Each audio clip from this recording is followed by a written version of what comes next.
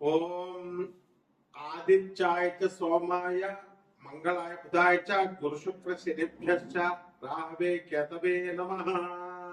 ఓం నమస్తే అస్తు భగవన్ విశ్వేశ్వరాయ మహాదేవాయ త్ర్యంబకాయ త్రిపురాంతకాయ త్రికాగ్నికాలాయ కాలాగ్నిరుద్రాయ నీలకంఠాయ మృత్యుంజయాయ సర్వేశ్వరాయ సదాశివాయ శ్రీమన్మహాదేవాయ నమః. మనకి శనీశ్వరుడు ఏలినాటి శని, అర్ధాష్టమ శని, అష్టమ శని, ఇలా రకరకాల శనులు జరుగుతూ ఉంటాయి. ఆ సమయంలో మనకి శనీశ్వరుడు అసలు మేలు చేస్తాడా హాని చేస్తాడా అనేటటువంటి విషయం మీద ఎప్పుడు కూడా ఇంతవరకు క్లారిటీ లేదు జనానికి. ఒకళ్ళు మంచి చేస్తారంటే ఒకళ్ళు చెడు చేస్తారు. సింపుల్ గా ఏం చెప్తారంటే, నువ్వు పూర్వజన్మలో చేసినటువంటి పాపాల వల్లే కదా నీకు ఈ కర్మలన్నీ వచ్చినాయి. అయితే నీకు దుఃఖం వచ్చింది, కాలు యాక్సిడెంట్ అయింది, కాలు తీసేశారు, దేనివల్ల? మరి పూర్వజన్మ కర్మే కదా. పూర్వజన్మ కృతం పాపం రోగ రూపేణ పీడిత. పూర్వజన్మలో చేసినటువంటి పాపాల వల్లే రోగ రూపాల్లో అయ్యి పిప్ప నొప్పి వస్తేనే మనం తట్టుకోలేము. అలాంటి క్యాన్సర్, అపెండిసైటిస్ ఆపరేషన్, గర్భసంచి తీసేయడాలు అండ్ పురుషాంగాలు కోసేయడాలు, ఇలాంటి అన్ని కూడా మీకు వ్యాధులు అనేటటువంటి వస్తూ ఉంటాయి. మరి దీని అంతటికీ ఏమిటి? పూర్వజన్మ కర్మ. కర్మను మార్చుకోకపోతే కర్మకారకుడైనటువంటి శనీశ్వరుడు ఊరుకోడు. ఈ మహాపండితులంతా కలిసి కిలోంపావు నువ్వుల నల్ల నువ్వుల్ని దానం చేసేయండి, నల్లని వస్త్రాన్ని దానం చేసేయండి, శనీశ్వరుని ముట్టుకోవద్దు, ప్రదక్షిణాలు చేసేటప్పుడు నవగ్రహాలు ముట్టుకోవద్దు, తర్వాత కాళ్ళు గడిగేసుకోండి, మొత్తం నల్ల వస్త్రాలు శనివారం నాడు ధరించొద్దు, ఆ అభిషేకం చేసిన రోజున్నటువంటి ఆ నల్లని వస్త్రాలను అక్కడే వదిలేసి తలంటి స్నానం చేసేసి, ఎవరు చచ్చిపోయిన వాడితే తలంటి స్నానం చేసి ఆ బట్టలు అక్కడే వదిలేస్తున్నాం చూసారా, మైలలాగా అక్కడే వదిలేసి వచ్చేసి వెనక్కి వెళ్ళిపోండి అని చెప్తూ ఉంటారు మహానుభావులు, మహాపండితులు. ఆ మహాపండితులు చెప్పినట్టుగానే మహాశిష్యులు ఉంటారనమాట. శంకరాచార్యులు వారి దగ్గర చుట్టూ ఉన్నటువంటి తోటకాచార్యులు వారి పద్మపాదులాగా అనుంగు శిష్యులు అంటాం వాళ్ళని. అలా ఈ జనం కూడా వింటూ ఉంటారు. వీళ్ళందరినీ శనిస్తాడు, తోలు తీసేస్తాడు అనమాట, అందులో డౌట్ లేదు. అందువల్ల ఈ కర్మ మీరు బుద్ధి మార్చుకోండి. ఓం సర్వచైతన్య రూపాం తామాధ్యం విద్యాంతమహి బుద్ధిం యోన ప్రచోదయాత్. బుద్ధిని మార్చుకోండి. ఆది విద్యలకి సర్వ విద్యలకి సర్వచైతన్య స్వరూపుడే అయినటువంటి ఆ జగన్మాత మా బుద్ధిని సరైనటువంటి మార్గం వైపు ప్రేరేపించుకాక అని చెప్పడం మానేసి మీరు ఈ శనీశ్వరుడికి నువ్వుల నూనెతో అభిషేకం చేసేయండి. నువ్వుల తర్వాత పంతులు గారికి 500 రూపాయలు దక్షిణ ఇచ్చేసేసి దానం చేసేయండి అని అంటే, మీకు శని దోషాలు పోవాలంటే ఒక్కొక్కడు కూడా, ఒక్కొక్క రాజకీయ నాయకుడు, ఒక్కొక్క రౌడీ, వీళ్ళంతా కూడా అక్రమార్కులు, వీళ్ళందరూ కూడా అక్రమార్కులైనటువంటి ఆఫీసర్లందరూ కూడా లారీ నువ్వులను ఇచ్చి దానం చేసే కెపాసిటీ ఉంది. అలా పోవాలి, ఎట్టి పరిస్థితుల్లో పోవు. ఇలాంటి అశాస్త్రీయమైనటువంటి అనైతికమైనటువంటి సహేతుకంగా లేనటువంటివి చెప్పారు కాబట్టి సగం మంది యూట్యూబ్ లో ఇప్పుడు చెప్పేటటువంటి పంతులందరికీ కూడా సగం మందికి పిల్లలు వదిలేసి వెళ్ళిపోయారు. సగం మందికి పిల్లలకి ఆరోగ్యాలు సరిగ్గా లేవు, వాళ్ళు పాపం ఈతి బాధలతో ఉన్నారు. యూట్యూబ్ లో చెప్తుంది కాబట్టి పిల్లల వెంటనే మెయింటెనెన్స్ కేసు వేస్తుంది అని చెప్పేసి ఒక పంతులు గారు పారిపోయాడు. బాబాయ్ నేను యూట్యూబ్ లో కనబడిన ఆయన మా ఆవిడ కేసు వేస్తుంది, ఆల్రెడీ నేను 8 లక్షలు ఇచ్చాను, ఇప్పుడు మళ్ళీ నా యూట్యూబ్ లో కోట్లు వచ్చేస్తున్నాయి అనుకుంటున్నారు, అందుకని నేను కనబడి సార్. అంతకుముందు ఏమనేవాడు, సార్ నాకు ఆ ఛానల్లో అడగండి సార్ ఛాన్స్, ఈ ఛానల్లో అడగండి సార్ అనేవాడు. ఇంకో మహానుభావుడు ఉన్నాడు, మా గురువు గారు అనమాట.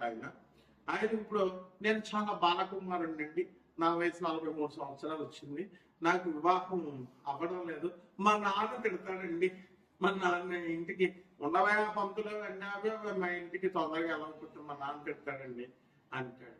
వీళ్ళంతా కూడా మరి శనీశ్వరుడికి అభిషేకాలు ఇవి అన్ని చేస్తున్నారు కదా. మరి ఇలా ఎందుకు పాపం వీళ్ళంతా? వీళ్ళు మామూలు మనుషులే కదా.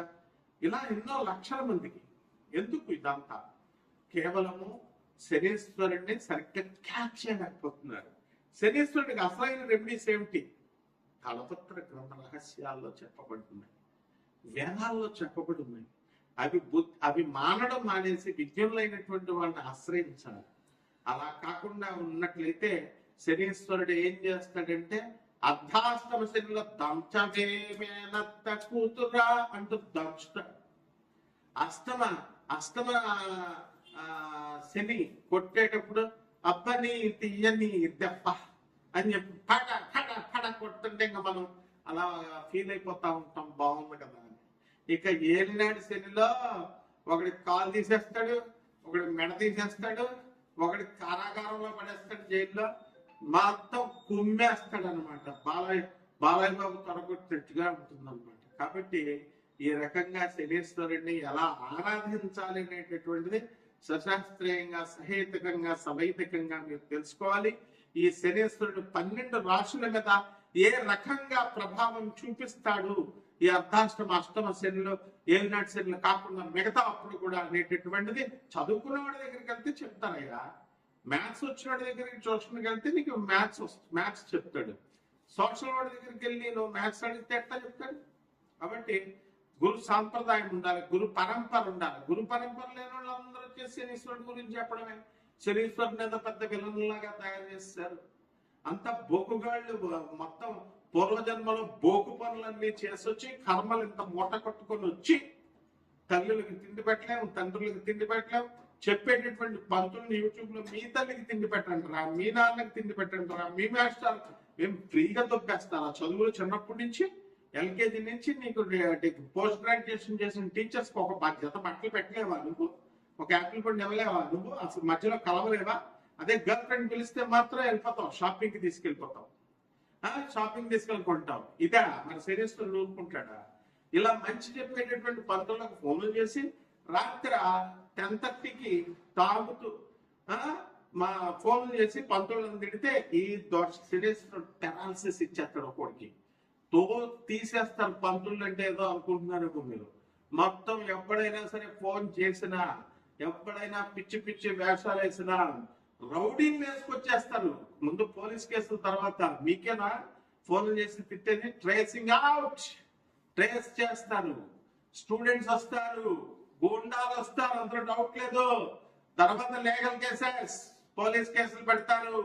ఏం తమాషాగా ఉందా? ఒక్కొక్కడు ఫోన్ చేసి పంతులందరినీ తిట్టడాలు, మీ మంచికి కోసం చెప్తుంటే ఇప్పుడు బ్యాన్ చేసేసారు. వెళ్ళండి, చంక రాకండి. ఒక్కొక్కడు కర్ణాటకలో మొత్తం పంతులంతా కూడా పెళ్లిళ్ళు మేము చెయ్యం, డైవర్సల్ తీసుకుంటున్నారు. 12 మంది 10 మందికి పెళ్లి చేస్తే 8 మంది అసలు మేము చెయ్యం అసలు పెళ్లిళ్ళని బ్యాన్ చేస్తారు. There is no alternative for you all. So ఉద్యోగాలు పోతాయంటే పోతాయి అంతే. లే శనీశ్వరుడు రెసిషన్ శనీశ్వరుడు చేసేస్తాడు. అండ్ అబార్షన్లు అవుతున్నాయి, అవుతాయి. లివింగ్ ఇన్ రిలేషన్స్ లో లేవా మరి నువ్వు? అంత పతివ్రతగా కాపురాలు చేస్తున్నారా మీరు? మీ నాన్నలే మాస్టర్స్ డిగ్రీ చదువుకుంటారా అంటే మీరు వెళ్ళి దేన్నో ఉంచుకుంటే శనీశ్వరుడు ఊరుకుంటాడా? కడుపులు చేసిస్తారా? Is this the way what made you to talk with the gents? మగవాళ్ళు ఆడవాళ్ళు మగవాళ్ళతో మాట్లాడాల్సిన అవసరం ఏంటి? మీ తల్లిదండ్రులు మిమ్మల్ని చదువు కోసం పంపించిన వాళ్ళు ఏం చెప్తున్నారు? సొల్లు ఏం మాట్లాడుతున్నారు? కాబట్టి ఇవన్నీ కూడా శనీశ్వరుడు పరిగణలోకి వస్తాయి. నాకు కూడా ఒక మెంటల్ గా ఒకడు ఫోన్ చేశాడు.